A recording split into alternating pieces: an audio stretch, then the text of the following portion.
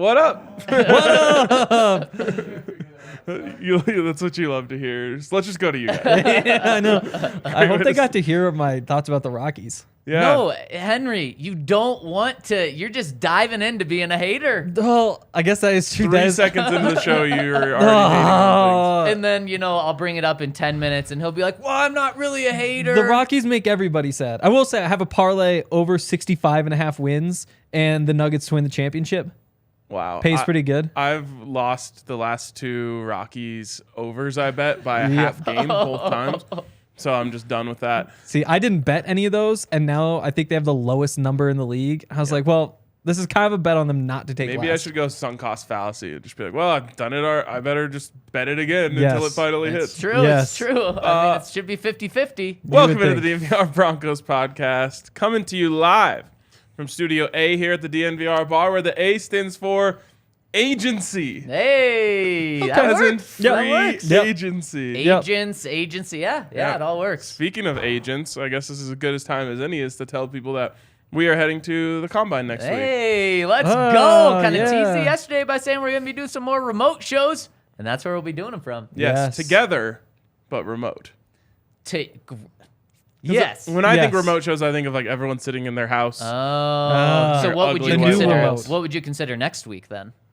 On site? Traveling. That's Traveling pod. that. Okay. That sounds like a traveling circus. Yeah, well, That's that's what I kind of was what we thinking. are when we go on the road. That is Man, true. we could do it on the plane. That would really be a traveling pod. Especially now that we have like the all city crew.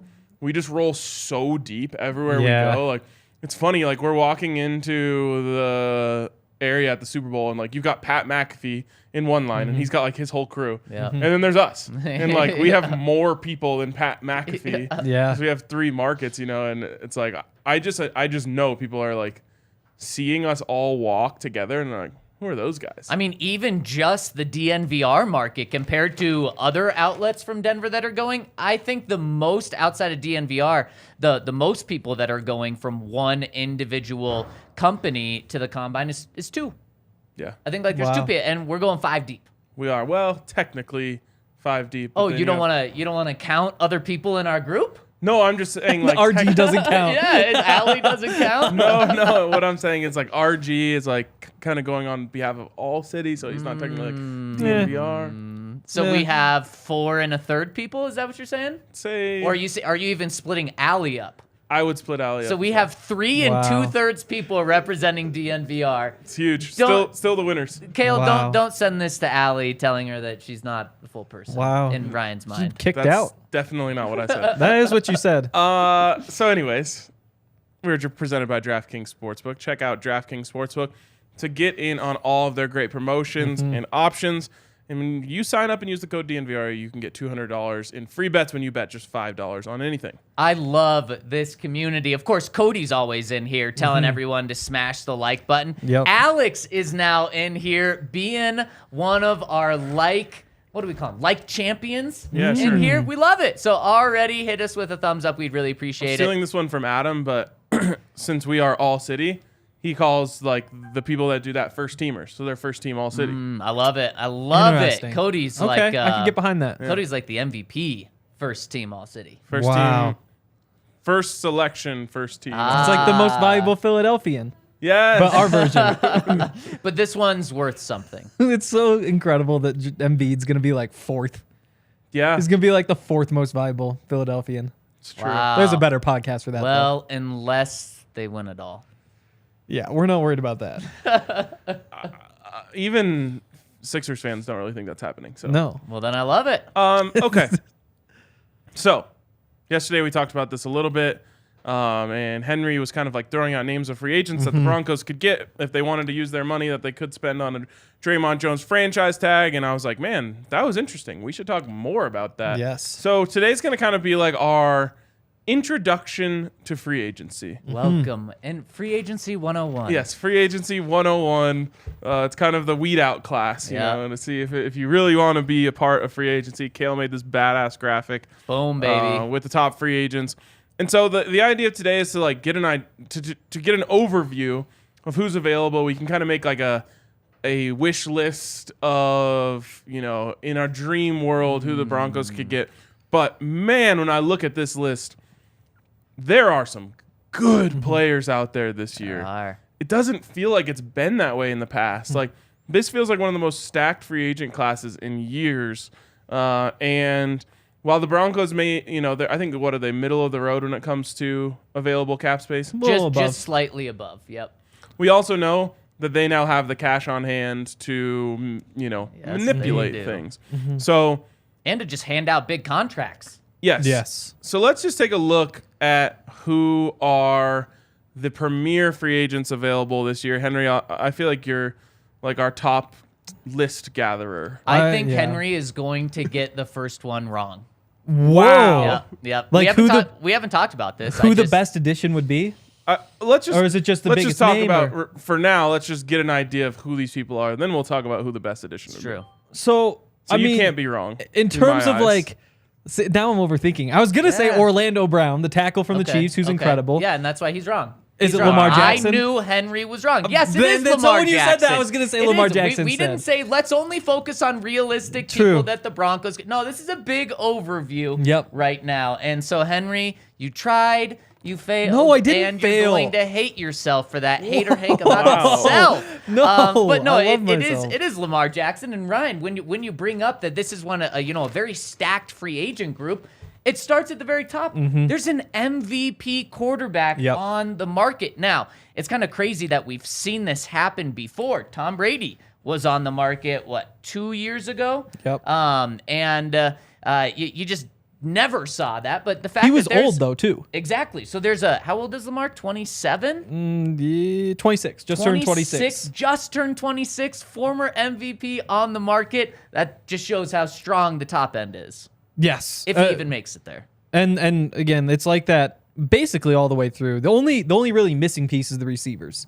That's where you look at. This is probably a bad way to start when we're talking about the big guys. But like Jacoby Myers is kind of the consensus top guy in the market. Like DJ Chark is out there who has had one season DJ Chark as good just as did a 1-year deal with the Lions last year. he must have. Well, prove it. But I mean, again, like you hear the name, He you're didn't like, really oh yeah, do he's good, and then you're like, well, he's had one season in his career that was as good as what Cortland Sutton did last season. Wow. So there really aren't any receivers out there. Yeah, Jacoby Myers being, like you said, the unanimous #1 receiver is like, oh, yikes. Good thing the Yikes. Broncos aren't really in that market. Yep, but you do have Orlando Brown on the market, who is going to make more than $20 million a year on a long contract. He's a franchise left tackle.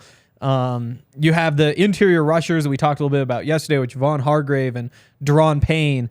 You have at running back just a massive class with I think it's like 8 guys who are 26 or under who have like significant starting experience. But you got Saquon Barkley up at the top, Josh Jacobs, Tony Pollard, Miles Sanders. Like there are so many running backs. Even guys like Deontay Foreman, who was good last year, really good last year, and is young and would probably only cost you a couple $1 million. You can just throw more names out there, I guess, but like Marcus Davenport is out there. At linebacker, you've got Tremaine Edmonds, Levante David. Corners, Jamel Dean is going to make a lot of money. James Bradbury's coming off a great season. There's other guys like that, Byron Murphy, but you also have guys like Patrick Peterson out there who, if the Broncos just want like a little insurance for kind of cheap and a good player to potentially start over Damari and potentially teach Damari and Patrick Surtain. 2 Patricks might be a bad idea, but teach them what's up. That might not be a bad idea. And then the Damari's safeties. starting over Patrick Peterson. Probably. He's coming off a good year, though. Yeah, But you'd think. He's old. Yes. One more. Jesse Bates, Jordan Poyer, Von Bell, a whole bunch of safeties, too. Yeah, I mean, you look at nearly every single position outside of wide receiver. CJ, GJ. And there's not just good players, but there's depth there, too. Totally. And, again, all these guys sound like they're just unlikely to happen, like it's just a dream. The Broncos are going to sign a couple good players. Like they have the $12, $13 million in cap space right now. You move on from Graham Glasgow, you move on from Ronald Darby, and you're immediately up to 36, 37 million. And that's before you even make any tough decisions. So while the numbers don't look great, even getting that up to 50 million is not all that difficult to find a way to do. And getting above that is possible if there's the right guys out there. Yeah. And this is so interesting because the Broncos could take a couple different routes here. Obviously, the most common route is to go after places where you have need. There's a couple tackles out there. You mentioned Orlando Brown, although it seems like the Chiefs are going to franchise tag him. Mike McGlinchey is available. Offensive line is a place where the Broncos want to add. They could add another offensive weapon in the backfield. You mentioned some of those. There's also really good defenders out there. And I know Zach hates this because he said spend on offense, spend on offense, spend on offense. But there's a world where you could sign like 2 secondary players in this class and have the best secondary in the league. Oh, yeah. Yeah, that'll be great. It'll get you a nice 6-11 season. Well, stop. If you sign 2, even if you do what Henry said about opening up a lot of money, having about $50 million, you go out and you sign 2 of these secondary members, there's your free agency. No. No, there's room for more. How much are these guys going to be? It depends on who you get. If you go after like Jamel Dean and Jesse Bates. He's talking about having the best if you do that, secondary in the NFL. James Bradbury, who signed a 1-year, $7.5 million deal with the Eagles last year. And obviously, he outplayed that, but he's 29 years old. He's on the free agent market, though, so he's going to get a lot of money. So what are you saying, $10 million a year? Well, I would say more than that. Pro Football Focus has him at 2 years, $12 million per year. Okay, so there you go. And then CJGJ, Chauncey Gardner-Johnson. How much is he going to be? Pro Football Focus has him at 3 years, 11.5. Okay, so there's 2/3. There's so there's $23 million. So now you're down to, what'd you say? You said around $40 million? Yeah. So now you're at $17 million. But then the twist is those cap hits kind of kick in next year. So I'd estimate like 75% of what you give out in free agency is what will affect your cap. Because that's just how it goes every year. Like, that's not just a bad, irresponsible thing to do. Yeah, because it sounds like it is. But I'm just saying I don't think you're going to be able to give out. And what people get in the habit of is thinking $50 million. Oh, I can go sign 5 top free agents. No, you can't. Typically, you sign 2 big. If you have the $40 million, you sign 2 big players, and then you kind of back up the rest of the roster. Yep. And I would say as of right now, like before you even keep your own free agents, a healthy balance would probably be spending $2 on the offense for every $1 you spend on the defense. Like, I think that's kind of the balance that I would shoot for. Now, if it turns out that you can get James Bradbury for $7 million and that skews things, well, that's a steal. And so you do it. But as like a general vibe going in, 2-1 is where I'd stand. The reason I bring this up, though, is because the depth of this free agency class is on the defensive side of the ball. True. And so the Chiefs franchise tag Orlando Brown. Okay, now he's off the market. So now there's one decent tackle out there. That's Mike McGlinchey. And he's a run-blocking right tackle. Exactly. Who doesn't it's not going to come close to that much money. But will get overpaid probably. But, so now you don't have really money to spend on the offensive line in free agency.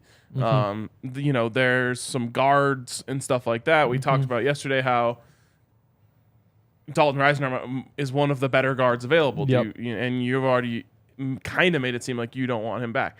So then what are your options, Zach? Running back? Or do you want to stack up the defense? No, I'm going offensive line. There's a couple of guys out there that can really help. Mike McGlinchey, he is an above average right tackle. I'd say even better than that. Yeah, top 10 right tackle. But he is a zone blocking, run first right tackle. I think he holds up in pass protection as well. He's fine. And to be able to actually get that in free agency is something that the Broncos have tricked themselves into doing, where they've said, oh, we're going to sign a borderline starter, a backup, but he's going to come in and be a starter. No, with Mike McGlinchey, you actually get a starter, a good starter. Maybe not the best starter ever, but you get a good starter. He's about $15 million per year is what he's going to get. Garrett Bowles at left tackle is $17 million. So $15 million from McGlinchey, I don't think you're really overpaying that much. I think that's what offensive line is. And if you can get him for $15 million, and I'm pulling that from Spot Rack, has him at 15. PFF is 15.5. Okay, so I'm not like trying to lowball him there. $15 million.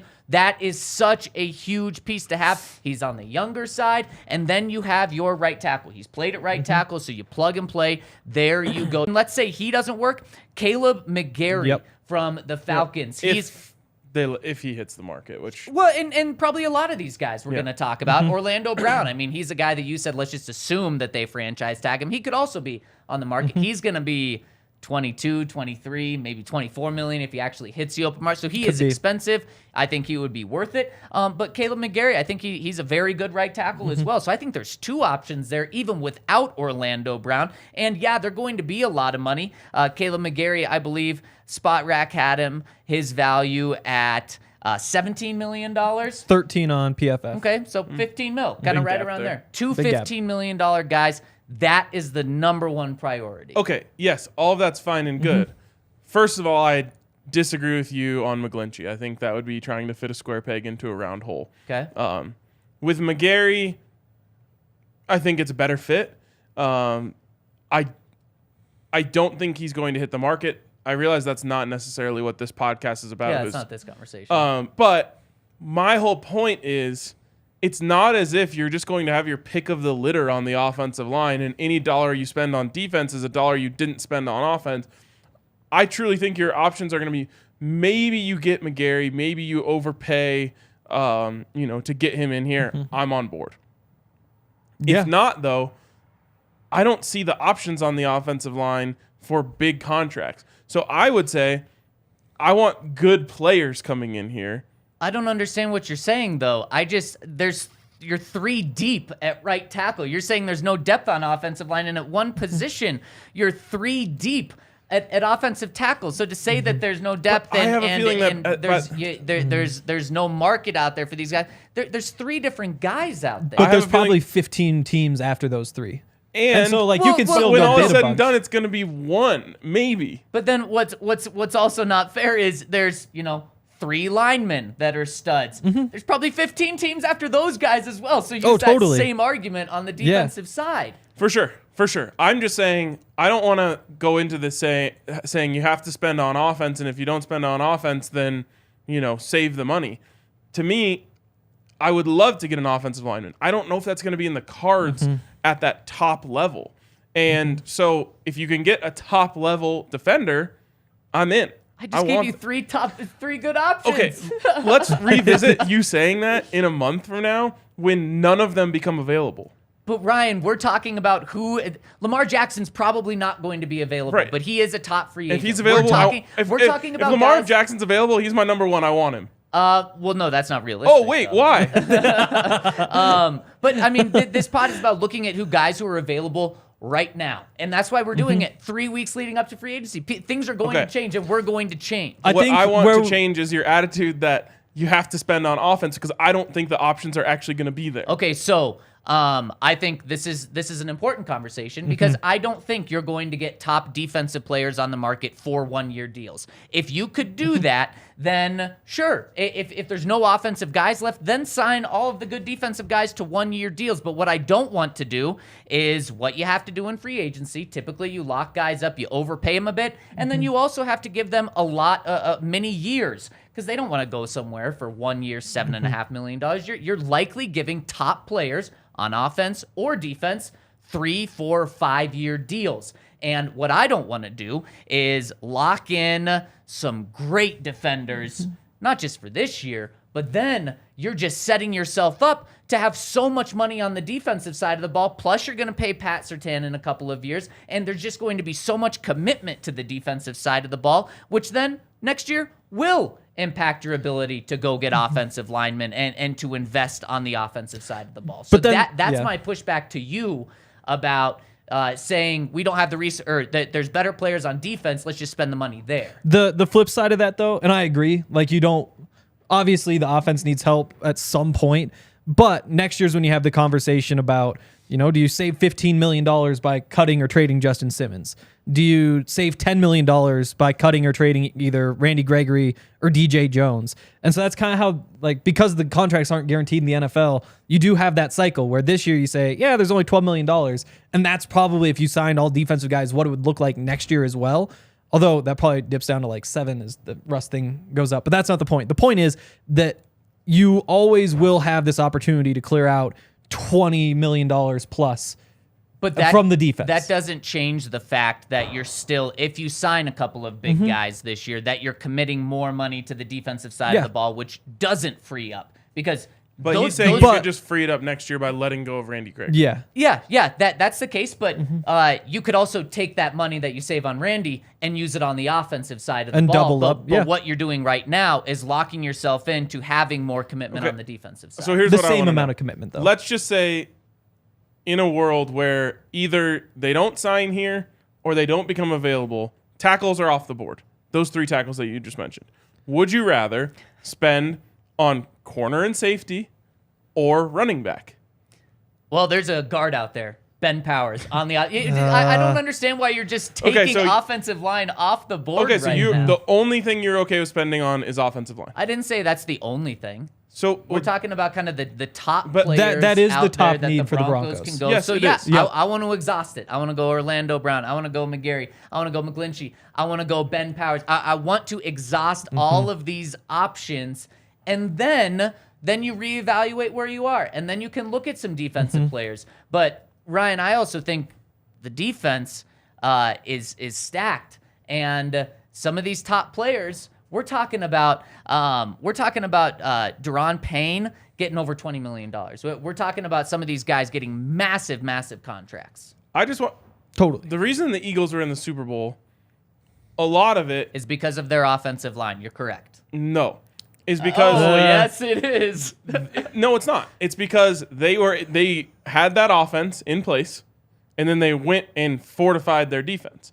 Now they were able to get good deals on Chauncey Gardner-Johnson and James Bradbury, and those 2 guys ended up being 2 of the best players in their secondary. So if you're able to get these guys and get that defense rolling, then you should do it, unless you can spend that money on offensive line. What I'm saying is, what that line of thinking pushes you towards is, well, we couldn't get these guys, so let's just get Menelik Watson. We couldn't get these guys, so let's just get That's not what whatever I said. that Stevenson guy's name Who's was. the one who got cut today? Taylor Lewan. Taylor Lewan. I threw out he'd 3 be in that category. good options on the offensive line. I stopped there, didn't I? I didn't say go spend $15 million on someone else. What I'm asking Ben you is, Powers is a really good guard. He's another good player that I threw. He's not a bottom of the line guy like a Menelik Watson. I'm not a huge fan you're of Ben Powers. refusing to answer my Bowen question, can which get is there. if those top offensive linemen aren't available, where do you want the money to go? Then I think that's when you reevaluate, and that's when you look. I don't want to. If I have the option of spending $15 million on a second string offensive lineman or a starter on defense, then yes, you do shift your sights there. But when there's still those 4 options on the offensive line, I'm not turning my attention to the defensive guys until I exhaust those options. But Ryan, one of the things about the Eagles, they went all in last year. Yep. And one of the things with those guys they were 1-year deals for them. That's not what you're looking at for the Broncos here, especially with some of these guys, with a lot of these guys on defense. You're locking them into long-term deals, and the Eagles were in a spot, and they kind of rolled the dice going all in last year, and it worked. I don't think the Broncos are in a spot where they should be going all in this year. I don't either. Well, and that's the toughest part for all this, just big picture. Because I think the easy way to look at it is say, like, they're not good. They need to rebuild. They need to focus on, like, maybe not winning the Super Bowl next year, but winning the Super Bowl 3 years from now. How do you get there? But the tough part is you have Russell Wilson, who's only going to keep aging and aging and aging, who kind of forces your hand. And so that's kind of, to me, the toughest decision of this whole free agency is what do you do? Like, how do you handle that situation? Are you trying to maximize wins next year? And if not, how do you, like, does that just mean you're going after the 24-year-olds out there, 25-year-olds out there, and hoping you get good deals 3 years down the line? Jose's talking about the pass rush helping the secondary for the Eagles. Those 2 things are hand in hand always. The secondary helps the pass rush helps the secondary. But it is a good point by Jose, saying that the Eagles did have that pass rush to help the secondary. And you're right, the secondary also did help the pass rush. They also signed Hassan Reddick last year. Yes, they did. They did. Also traded for A.J. Brown.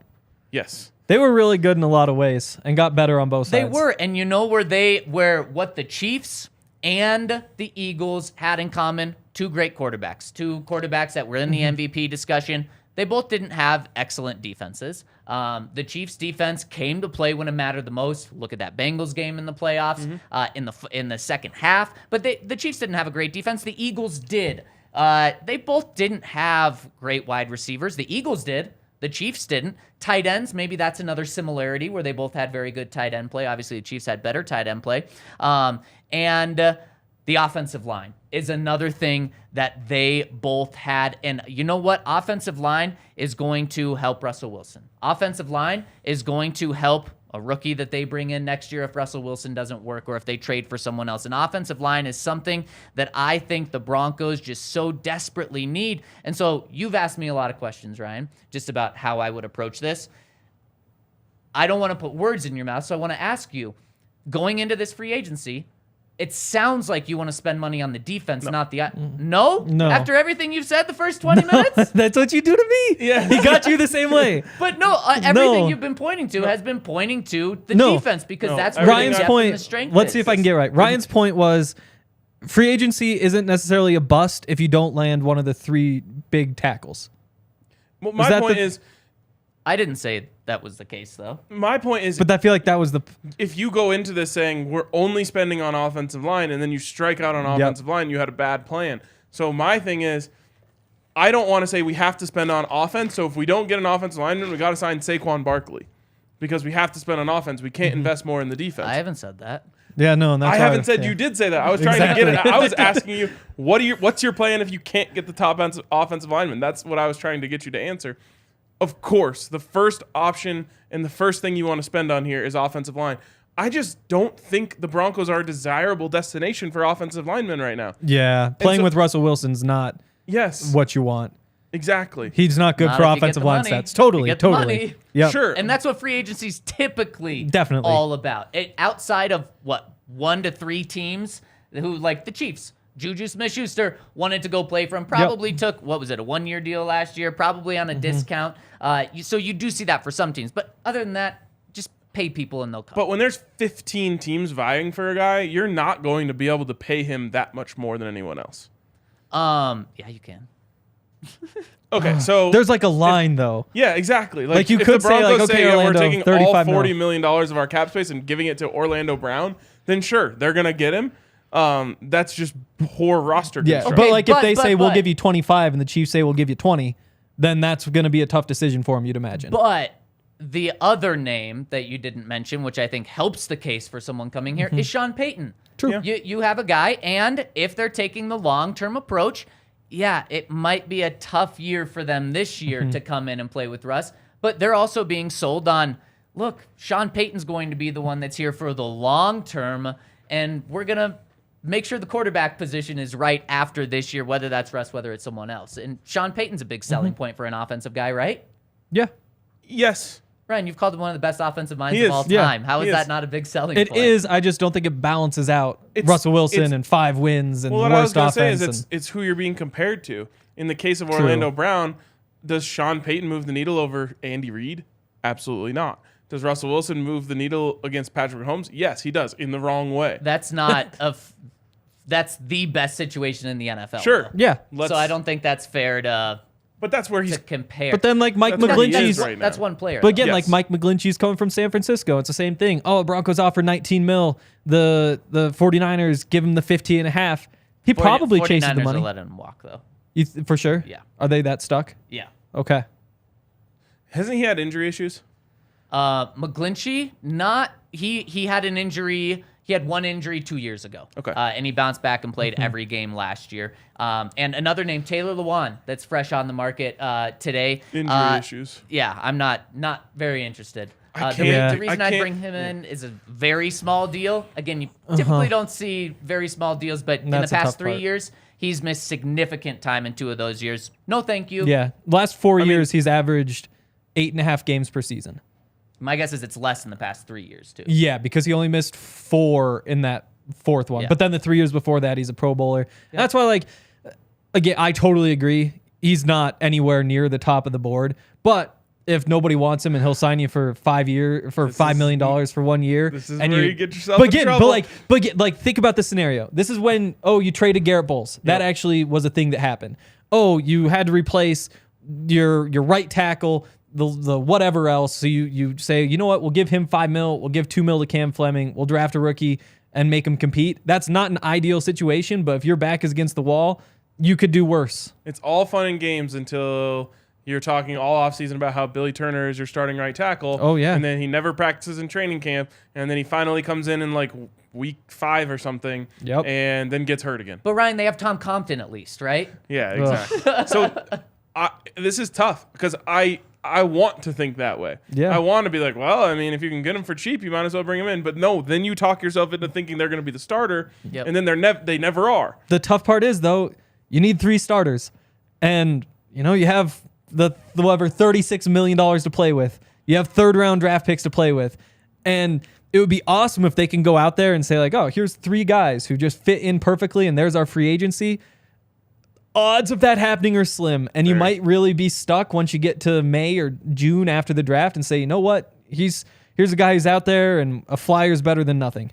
Man, and I agree. One of the things, It's not a place you want to be. No. We're debating a lot. We're taking different sides on things. And if you want to bet on any of this, you can do it over at DraftKings Ooh. Sportsbook. One of the things that I really love is seeing, especially the huge names, where's Lamar Jackson going to play next year? You can get those odds. You can bet on them over at DraftKings Sportsbook. Another one that had a lot of interest in the AFC West, where's Derek Carr going to play last year? Is he going to be with Nathaniel Hackett? Just had a good meeting with Nathaniel Hackett. And the Jets over the weekend, where are they going to play? You can get those odds and see them all over at DraftKings Sportsbook. I mean, we are like half a year away from actually real football being played again, which is so depressing and sad. But you can still bet on so many things over at DraftKings Sportsbook. If you think the Eagles are actually going to compete this year, their odds are going down a little bit because they're losing a lot of free agents. You can bet on them. You can bet on so much at DraftKings, including the Nuggets. They're back in action tomorrow night. You can get on SGPs for that. You can bet on,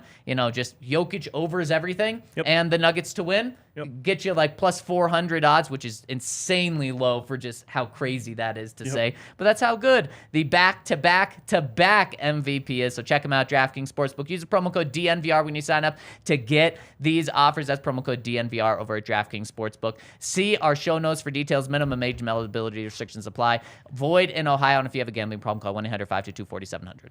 And if you want to go see the back-to-back to almost back MVP, then Foco. we'll tell you how to do that later. Oh, no, then what you do, of you him. get a little bobblehead from Foco.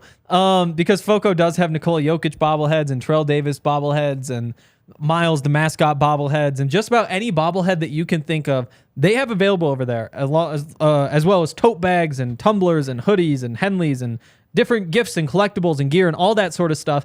And they're a Colorado company. So go to foco.com, use the code DNVR for 10% off. There is a link in our description in the YouTube video. There's a link in the description of the podcast.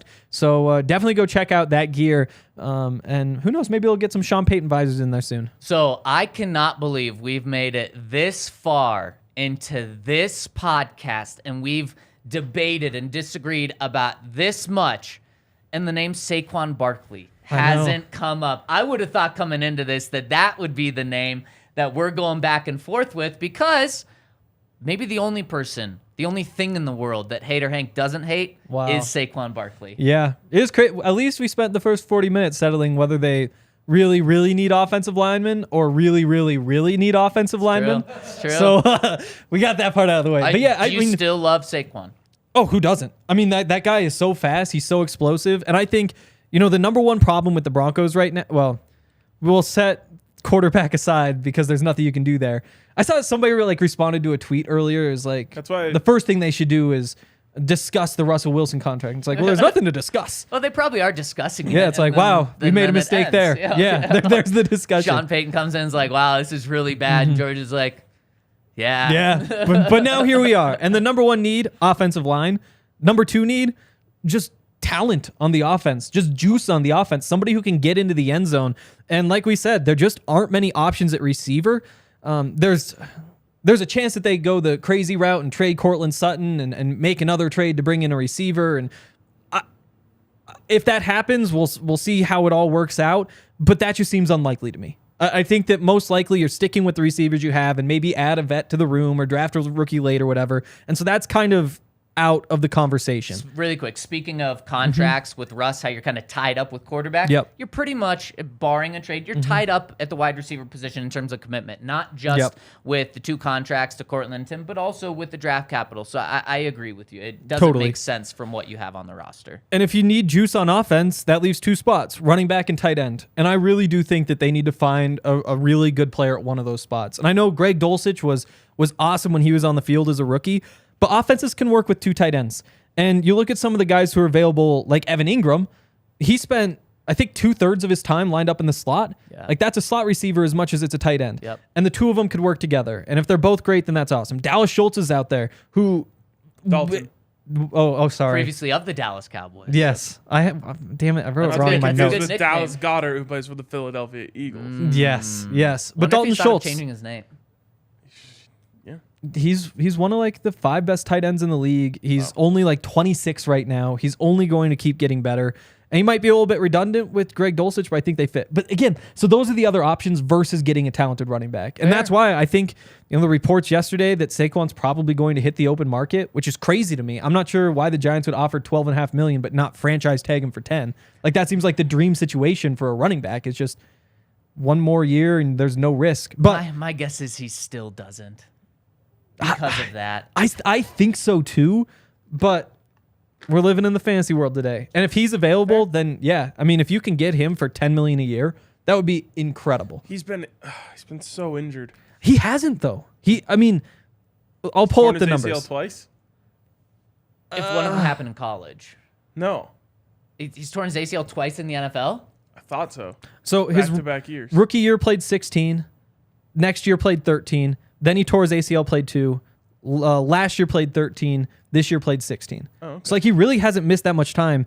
He just had that one really bad season. And then last year the numbers weren't great. Last year being 2021, only 3.7 yards per carry. But again, he's coming off a serious knee injury. In his age 25 season in 2022, 1,300 rushing yards, 4th most carries in the NFL. That's better than he's I a thought bell it was. cow. So- I thought he missed 2 full seasons. So here is not what Ryan's saying, but something to go against Saquon, besides just the whole paying running backs thing. It's just, you said bell cow. Boy, have the Giants used him and ran him in the ground. They've used him like he was the 2nd overall pick in the draft and their only guy on offense. He has so much yardage and so much impact on him. And Henry, I'm surprised, since how much you've brought up Saquon, that you haven't brought up the other running backs in this class, because it's a very deep free agent class. Not only do you have Saquon, but you got Tony Pollard out there. You have Miles Sanders. You have Josh Jacobs. I mean, Every player on the Eagles is a free agent. It's very true. But at the running back position, you're talking about 2 of the best running backs in the NFL last year with Josh Jacobs and Saquon Barkley. Then you're talking about Tony Pollard, who's like, is he the free agent darling in the NFL this past year? That broken leg is so scary, though. It is. That's something to take into consideration. Better than a knee injury. But the thing is, Saquon's come back. Tony Pollard, though, on the other hand, he has so much less tread, because they wanted to force Zeke down everyone's throat until this past year they realized, okay, Tony's better, so we're actually just going to let him be the ball carrier. Same with Miles Sanders. Not as much wear and tear on him as well. All of these guys are 25, 26 years old, so none of them are like entering their 30s. And so when I look at this, Saquon may be the best player among the group. He's also going to be the most expensive, likely, because he's the name, because he's the most successful. If I'm going running back, and I'm going with one of these big names, I'm trying to get the guy on the best deal. True. Because I don't really want to spend on running back. But because there's so many options out there, maybe 2 weeks into free agency, Miles Sanders sitting there, and Josh Jacobs only gets $9 million, and you're able to get Miles Sanders for $5 million. That's more of the route I would want to go It should be down. noted, though, both George Paton and Sean Payton have histories of paying running backs. Yeah. And so they might want one of those top guys. Yep. Whether that's Josh Jacobs or Saquon Barkley, or I would probably put Tony Pollard third. To be fair, and I do think this is a difference. They've paid guys on their team. Yes. They haven't gone out and got guys off the open market for big money deals. And my Also, position like, is that Payton drafting with a second-round pick. True. Javonte. I think they also took Dalvin with a second-round pick. So they're willing to invest in the position. They value the position maybe certainly higher than Twitter does. Yes. My position is that if all of the contracts are the same value, Saquon is far and away the best choice. But that's just not going to be the case. Exactly. But then the question is, how different are they? Because if you're paying $1 million more to get Saquon versus Miles Sanders, that's an easy decision because his floor is so much higher, I think, than any of those other running backs. And then you throw in, obviously, it's Saquon Barkley. The ceiling is ridiculous. But I do think, though, obviously, if you give $20 million to Orlando Brown, you can't do this. Like, the money just isn't there. But in a world where you don't get that guy, but you wind up signing, the Isaac Seumalo for $8, $9 million, $10 million instead, this would be a good way to kind of patch that together going after one of the big names. But I do agree. Like, it depends on what the market is, because it might be that you can go get Deontay Foreman for $3.5, $4 million, pair him with Latavius, and, that's a bottom half of the NFL running backs room. Again, we're throwing out Javonte for now. Maybe bottom 5-10 in the league running backs room. I would say almost definitely, but you could get by with it, save money, and invest other places. Also, if you are going out and signing one of these top 3, top 4 running backs, likely to a significant deal, man, it's a bummer for Javonte, but it would show just how the Broncos truly view how Javonte is going to recover in this, and they'd be moving in a direction of not counting on Javonte. It doesn't mean they're going to cut him this year. Of course they wouldn't. They would give him a chance, but, man, it would just be a bummer. So when people are saying, man, pair Saquon with Javonte, that's going to be incredible. If they do that, it's probably they're just thinking it's going to be Saquon for the future. They're not thinking it's going to be this, and it would be a cherry on top. It reminds me of when we thought we were pairing Melvin Gordon with Philip Lindsay. Yep. But it was really just like a beginning of the end for Philip Lindsay. Exactly. And really quick, on Spot Rack, they have Saquon's market value at $12.3 million. They have Miles Sanders at $7 million. Yeah. So question for you guys. If it's Saquon. I think for 12.3, $5 million is probably the limit. If it's any more expensive, and it's 5.3, so you're taking Miles Sanders. But that's within the range. Oh, he just moved the bar. I'm taking Saquon there. It's basically the same. But if I'm for what it's worth, spending on a running back, give me the top of the line. Yeah. And the truth is here, we have very much overcorrected on what running backs mean to the game. You can certainly make the case that overspending on running back is a bad idea. You can also make the case that having a great running back is one of the keys to winning football games. And I think the perfect example here is the 49ers, who traded for Christian McCaffrey, and everyone said, whoa, that's a lot for a running back. And then they won every single game until they lost, to the Eagles. It was, what was it, 10 in a row? Yeah. And I think there's a big difference between running backs aren't valuable and running backs aren't important. Running backs are very important. They get the ball a lot, and they make a big difference in terms of whether you win or lose a game. They're not valuable because they get hurt more than any other position, and their careers are so unpredictable, and they can end whenever. But like Ryan said, the things have just swung too far. In 2002, the franchise tag for running back was 30% higher than a receiver. So they were valued more than receivers. 2012, the receivers were like 5% higher. And as of now, I think projection for this year, I haven't gotten the official number, but it was $20 million for receivers, $10 million for running backs. And again, I'm not saying that they're equal, but they're closer than receivers being double what a running back is worth. Yeah. And the results have played themselves out. Over the past 4 years, the running backs who've made $10 million or more a year have averaged numbers that Broncos running backs have put up 3 times in their history. Clinton Portis, Sean Moreno actually in 2013, Otis Armstrong when he had the rushing title and first team All-Pro in 74. Go find Jordan Pacheco. Isaiah Pacheco. Isaiah Pacheco, yes. Who's Jordan Pacheco? I don't know, but go find Pacheco. I cannot believe that. And, man, just thinking about Creed Humphrey, that the Chiefs were able to get him. That's someone, man, if the Broncos are able to get one interior offensive lineman in the draft in the 3rd round that's like that would just be awesome. Okay, real quick, Isaiah Pacheco.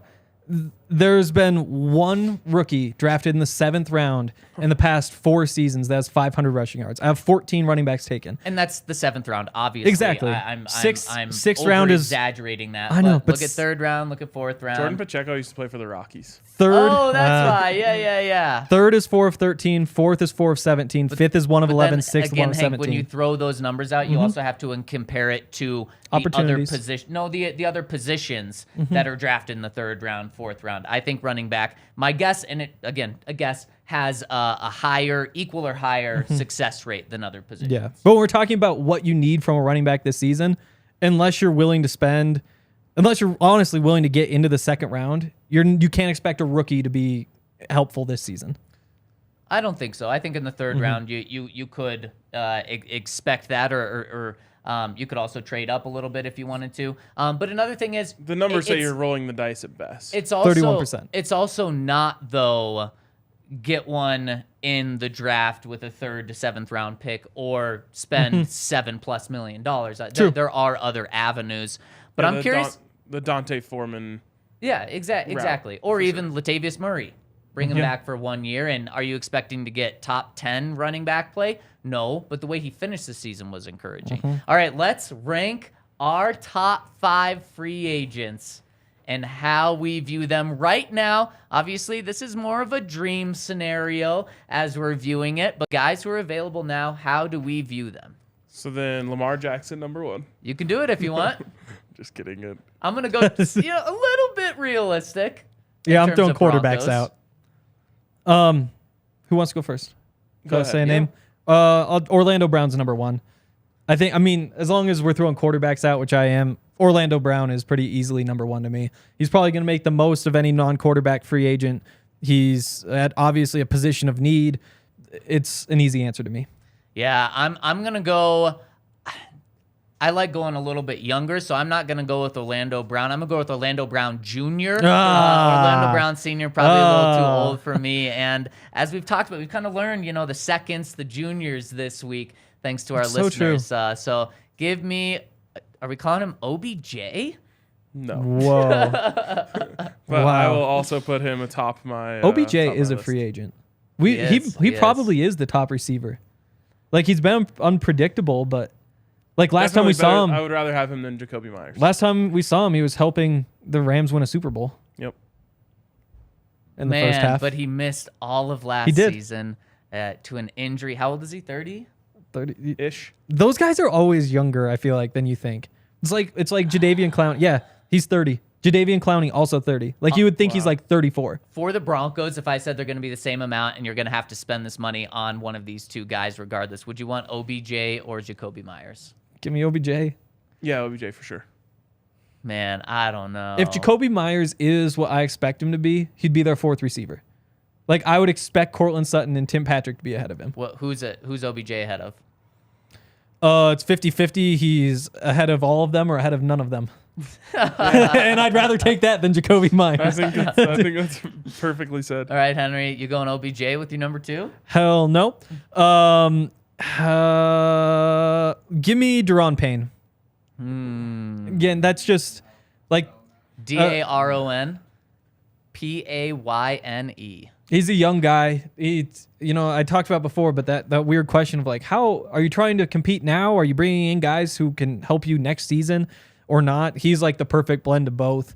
And just a really good football player. And he's going to be crazy expensive, but for a team that doesn't really have a pass rush, it'd be worth spending money on. Yeah, crazy expensive. Talking about 4 years, $100 million potentially, especially if he's on the open market. So I mean, a great player. Yep. You're getting an excellent player, which I can be down for. And when we jump into the conversation of like who should they actually go after, he's probably not on my list because that's just too much money to spend there. But in terms of who would be the most helpful, that is probably the second on my list. Give me surprise, Mike McGlinchey. Yeah. Offensive line, stick in there.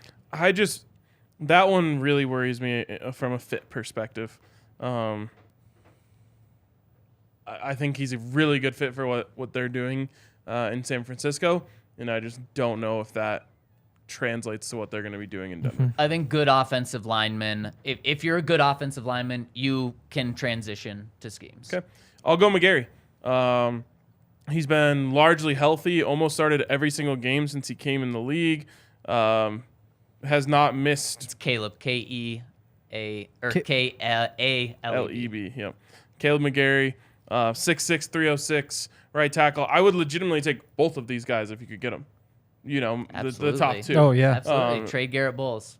Trade Garrett Bowles and call it an off season, in my opinion. I'm right there with you. I think it's unlikely that you would get both. If you could get one of these two guys, you're feeling a lot better about how things are going on your offensive line. I like McGarry a little bit more than McGlinchey from a fit perspective. Fair. Henry, 3? Give me Jesse Bates. Bates. It's just wait, really quick before you go any further. Oh no! There is a report that's saying the Commanders are expected to franchise tag Daron Payne. Since they haven't done it yet, you want to keep him number 2? I'll keep him number 2. Fair. But I mean, the they Chiefs should. Are expected to franchise. They should. Are Yeah. they though? Is it like reported like that? That's and at least what I just read. Okay. Yeah. I'll take Jesse Bates number 3. He's That's the top safety you would want, huh? Yeah. Honestly, I think by a pretty wide margin. He's who would just you want? so good. Gardner Johnson. Fair. I think he pairs really well alongside Justin Simmons. Yeah, and it depends on the defense. The thing is, Jesse Bates, like Justin Simmons, can do anything. So if they keep that same defense where you need them both to do everything, all of a sudden, like that's just a freaky combination back there. There's just nothing. That would be the best safety duo in NFL history. Can anybody think of one that would be better? Steve Atwater and Dennis Smith. It's pretty good. That's pretty good. I think this one's probably better. No. I mean, you're talking about having 2 All-Pros paired together. Is Justin Simmons a Hall of Famer? Too soon to say. Yeah. Is he on track to be a Hall of Famer? Like if he does what he did last season 5 more times, then yes. Do you think he's on track to do that?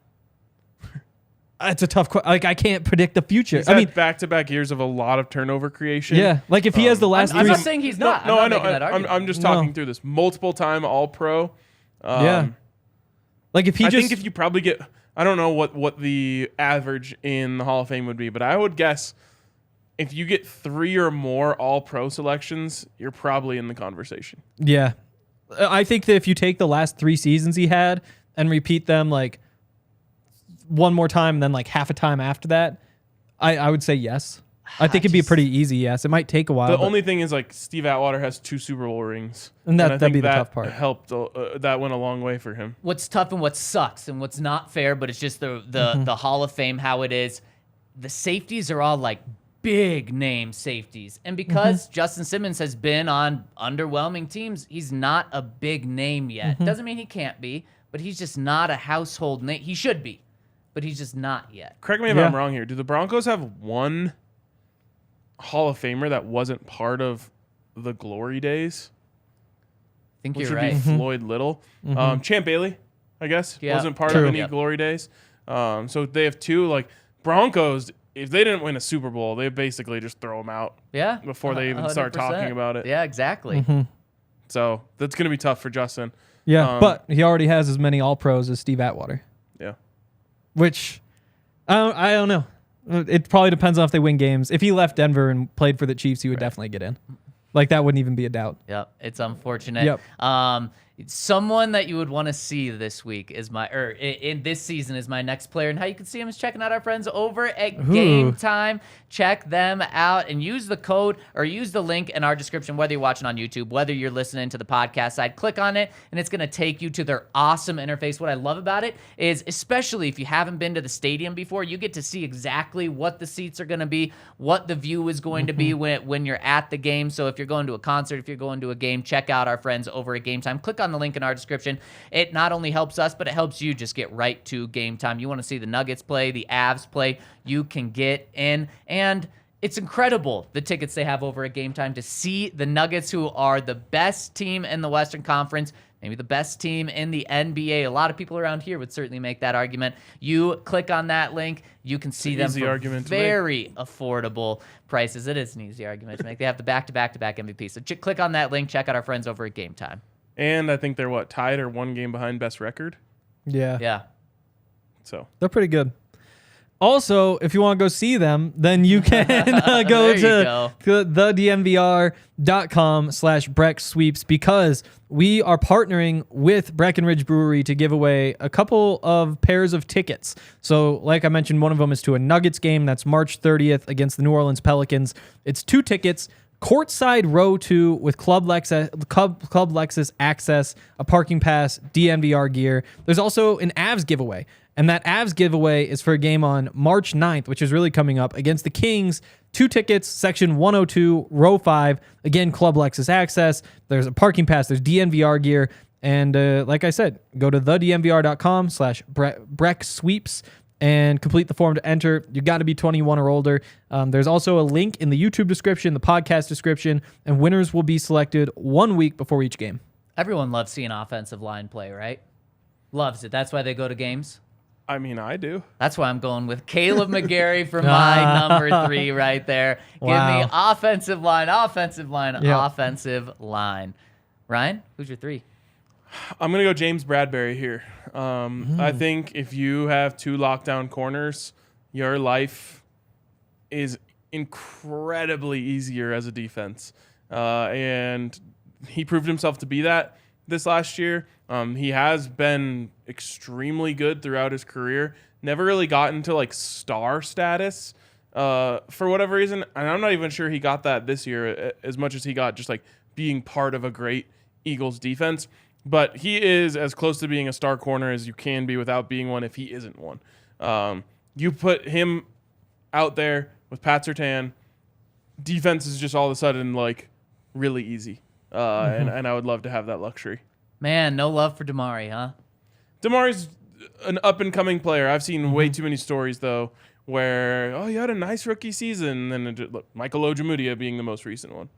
Damari's had the best rookie season from a Broncos cornerback outside of Pat Surtain in a decade. You have to factor in those first 2 games, though, when it's like 6 for 6 for 94 yards and touchdown, and then the next week 4 pass interferences. You do, but I mean, you don't completely take him out, but don't you say those were his first 2 games as a starter? But if we're saying he really grew from it? Oh, definitely. But if we're talking like best rookie seasons, those are a part of his rookie season.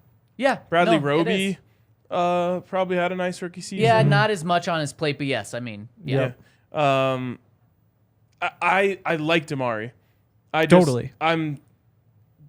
like him enough to just be like, yep, that's the cornerback duo of the future. Not if James Bradbury's right there. Right. Jamel Dean's right there. And probably a conversation for... And I would love to have the 3 of them. That's And probably not a conversation for today, but then it comes... You take into value. Okay, how much of an upgrade are you getting over what you have at that position? And is it worth the $7 to $10 million that it would cost? Yeah.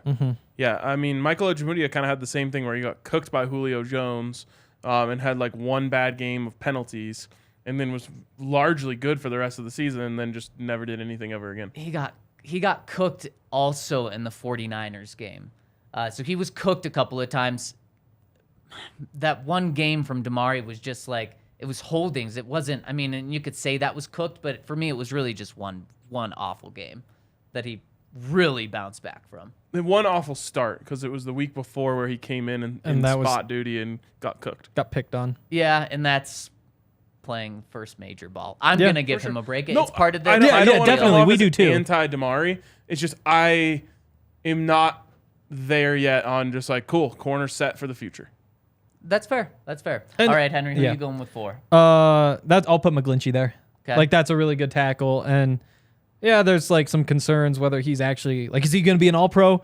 I don't know. And that's why I put a couple defensive guys in front of him. But if the Broncos... In terms of priorities, he should be right there at the top.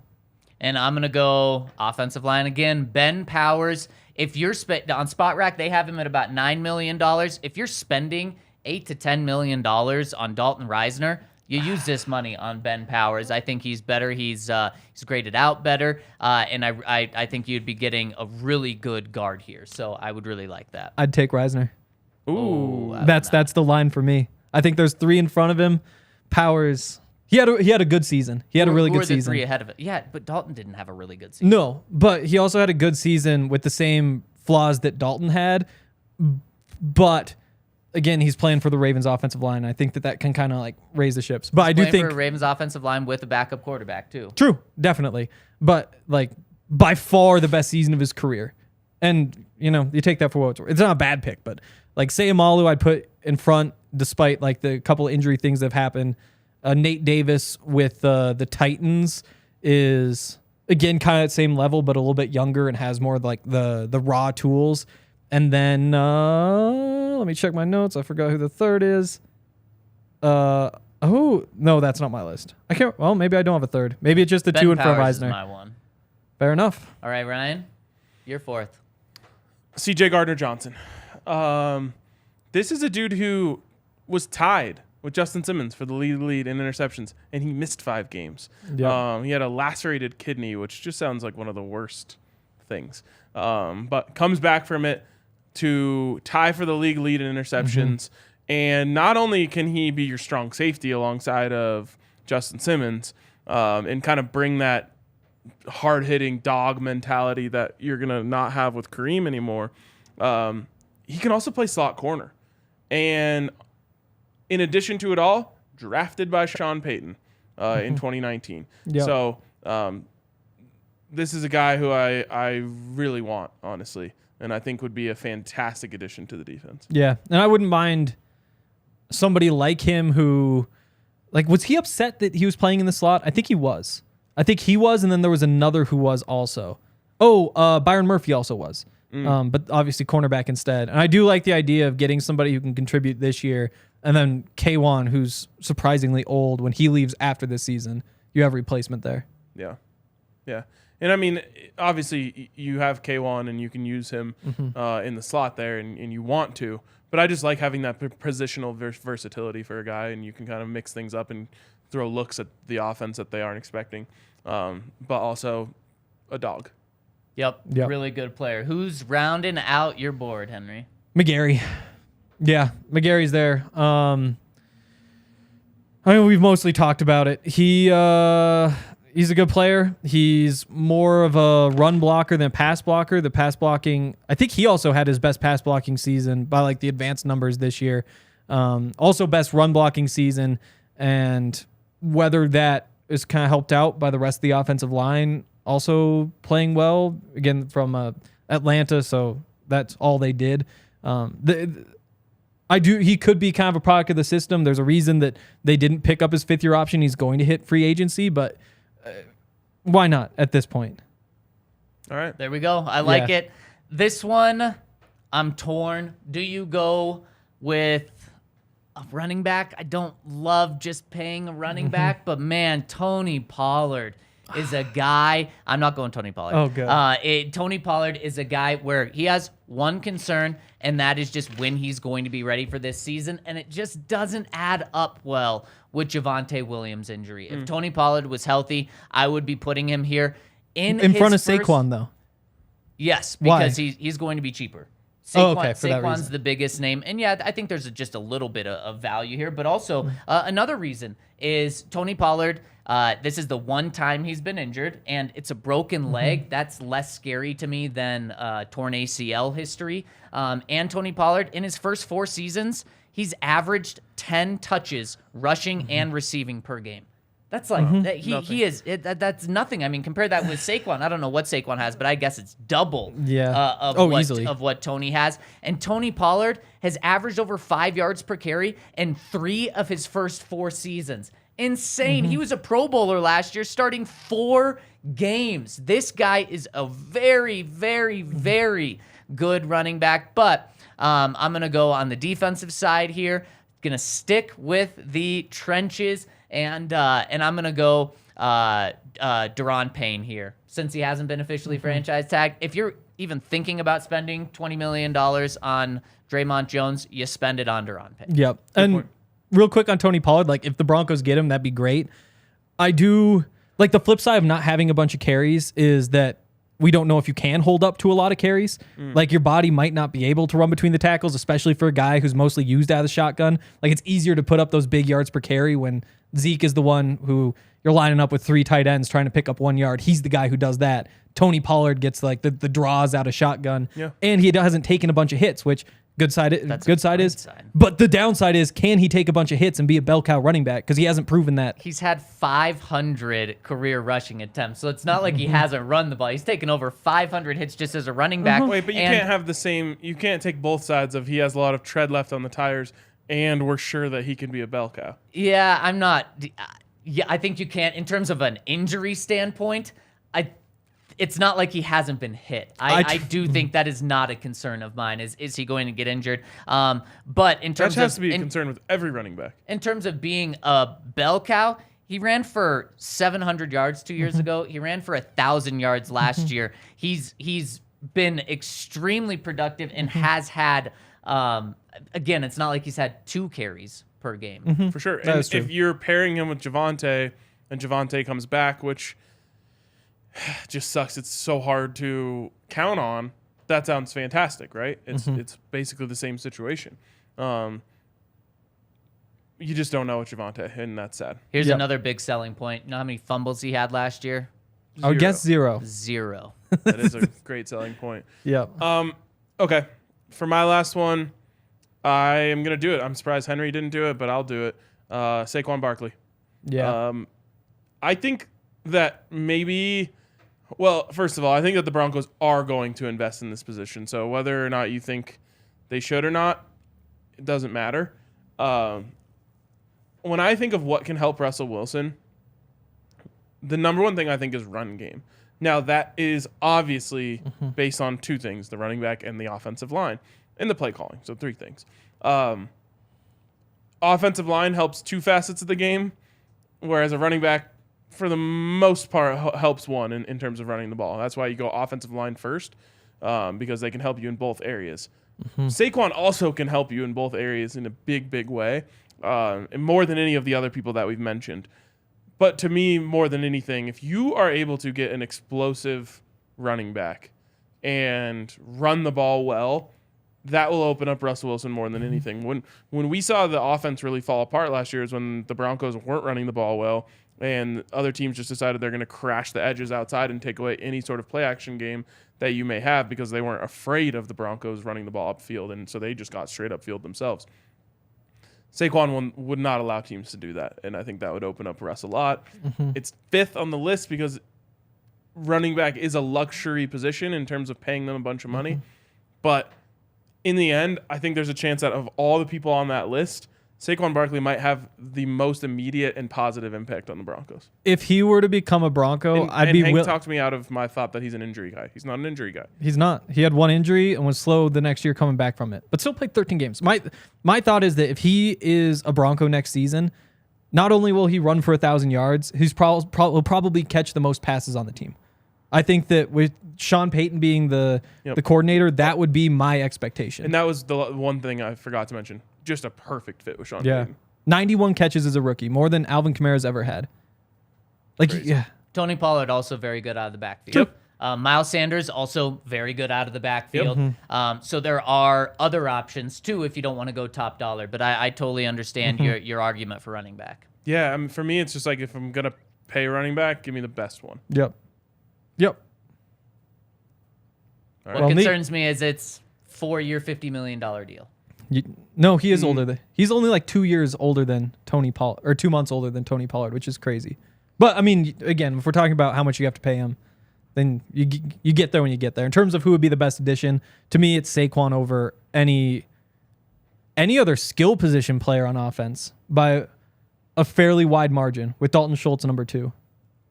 I don't think there's any doubt that he's the best. Josh Jacobs might close that gap a little bit. Josh Jacobs had an incredible year. He did. They're probably going to franchise him too. And he'd be a great addition too. And he'd probably be number 2 on my list.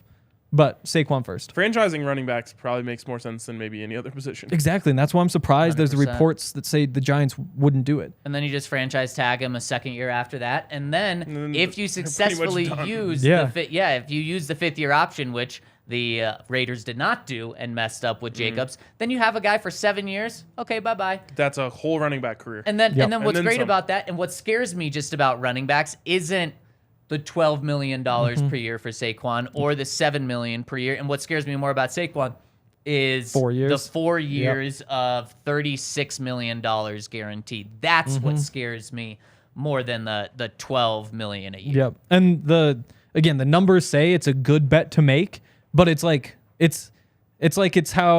good bet to make a casino. Or it's like, yeah, if you should start a casino because over time, if you do it hundreds and hundreds and thousands of times, you will beat the people who come to the casino. Mm-hmm. This is just like a one-time risk, and if it's like a 55-45, again, it's a gamble. Shall we talk to the people? Let's do it. We got a super chat coming in on the website. It comes in from Arvada Luke. He says, if 2 firsts to snag Brown from the Chiefs, F them picks, ? In this case, we really don't have the picks to give up. No, we are where people thought we were. And what's tough about this is you're not only giving 2 first-round picks, but you're also paying him $22-25 million a year. I mean, he's not the best offensive tackle in the NFL. If you're gonna do this, you go after the best. Trent Williams. Yeah. But Trent Williams is No, you don't. Yeah, you don't now. do it for Trent. He's too old. He's 33, 34. 34. 34. Yeah. So you don't. You do it for the best age tackle in the They don't NFL. have, but I assume you can't give up 2 future picks. Like, No. there has to be one. I don't know the rule on this, but I would assume there has to be one in this draft if you do this. I would What do you mean imagine. a rule for that? In terms of they put the franchise tag and then you pay the 2 firsts. Oh, it's a good question. I don't know. But I assume you can't be like, yeah, we'll give you our 29 and 30 picks. Well, no, you can only trade picks 3 years out. What I'm saying, so then maybe you could do next year and the year after. I don't know. Right. God, people would lose their That it would be really be terrible. going F them picks. Thank you, Arvada Luke. Next one on the website from the County says, on June 22nd, 2022, both Zach and RK on the pod, entitled, When Does the Super Bowl or Bust Era Begin for Russell Wilson? We're emphatic. This one sucks. We're emphatic about how the loss of Tyreek Hill to the Chiefs would be monumental. I don't think anyone would have argued against that at the time, but I wish, for our sake, they had been more correct. Love the count. This is something I thought a lot about during the AFC Championship game, during the Super Bowl, was, man, how wrong were we and how much it sucks that we were wrong about that. Also, It kind of forced Mahomes to read shallow to deep rather than the other way around, and he made that transition seamlessly, and just all that happened was their drives took longer. Yeah. And we talked about yesterday the blitzing Mahomes thing. Yeah. And I went back and looked at the numbers because my take was, yes, you still don't blitz him because he's really good against it, but I guess he got worse without Tyreek Hill.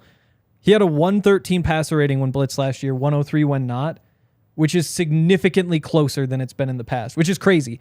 113 when blitzed this year is his passer rating. Before that, 114, 135, 120, 124. So yeah, the answer is still like blitzing, bad strategy, but I mean, Slightly better strategy this year? there is no We need strategy. to put like a 1 month moratorium on talking about the Chiefs. Oh, shit. But I forgot. that's actually not, it's not better to blitz him because he's still better against the blitz Well, it than was in Exactly. better this year than it was before. Like But it it still improved. yes. is worse, Definitely. to Worse blitz than not him. blitzing. Oh yeah. Yeah. But it's not like last year. It was 114 when blitzed, 85 when not blitzed. Right. So that just means he's gotten better. Yeah. Cosmo Kelly says, yes, baby Concrete and her sister Richard. This is the crossover we all need. The mom is Bobby Altoff. She does online mom satire. Those aren't their real names. Oh god. She actually doesn't post their pictures or real names on the internet, but she's actually one of the few funny You know ones. all this. Okay, yeah, I mean, I believe it. Most of my interactions with TikTok are I'm watching TV, cooking, maybe playing video games, and Allie is watching TikTok. So I don't actually see them, I just hear them. And like sometimes she'll skip one and I'll be like, whoa, I was listening to that. I was gonna say most of my interactions with TikTok are like, I look over and say like, Lexi, what the hell are you watching? And it's like, oh, there's a conspiracy. The blah blah blah. It's like, okay, let's turn that app off. I feel like if you are confident in your ability to process bullshit, seeing conspiracies is really entertaining. I Yeah. agree. Yeah, that's true. I don't really buy into any of them. But I'm like, wow, this is fascinating. I can't believe people think this. That's what people think when listening to the DNVR Broncos podcast. So when true. they hear Ryan talk about how the NFL's rigged. It's an entertainment show anyway. It's not rigged. Arvada Luke, this is poor timing for Henry. He says, in regards to Hank loving the Chiefs, quote, you are what you repeatedly do, unquote. Of course, that's from Star Wars. As far as free agents go, who are your top two running backs and top 2 pickups, assuming that everyone projected to be free agent is still available? Cheers, AL. That's exactly what it was today. Yep. But again, what repeatedly happens is I say, yeah, I think the Chiefs are going to win Stop. Super Bowl because they're best. Here he but goes. then one of you repeatedly says, no, they're not. Well, what about this? Well, what about that? And then I just have to repeat. I don't ever think I said that they weren't going to win. I at did. some point, yes, somebody And I'll was keep saying pushing it. me saying, and it's like, yeah, no, I do think that they were the best football team, but I hate them and I want them to lose. Next one from Samuel B. Soon. Last one to round us out says, hey guys, I think you discussed the wrong thing from the XFL that should be implemented immediately in the NFL, and that's the Sky Judge. Cam, yep. The Yeah. NFL needs this ASAP. Why do you think they haven't gone to this? On the free agency matter, I'm 100% with Zach. The Broncos should spend most of their resources on the offensive line. There are many interesting offensive linemen out there. Who do you think fits Peyton's offense better? And finally, for all of you who are listening live or on the podcast, you should definitely sign up for the Die Hard memberships. The articles in the offseason are the best, specifically when the team signs free agents or drafts new players. I'm sure you won't regret it. Thank you so much, Samuel. Yeah, and you might hate Hank's takes, but usually his articles are pretty good. Yeah, well, I have a chance to. I have long form thoughts. Yeah, there you go. What was the first part of that? Oh, why do you think this is a perfect question for me? Why do you think the NFL hasn't instituted the skybox ref? Because that makes it harder to rig the games. Stop it. This podcast should have ended 30 seconds ago. The games are not rigged. Oh my That's not even a funny joke. Games are not rigged, but they do need to do that because, like I mentioned this before, I legitimately think refs can't get any better. So why don't they just with their naked eye? I mean, I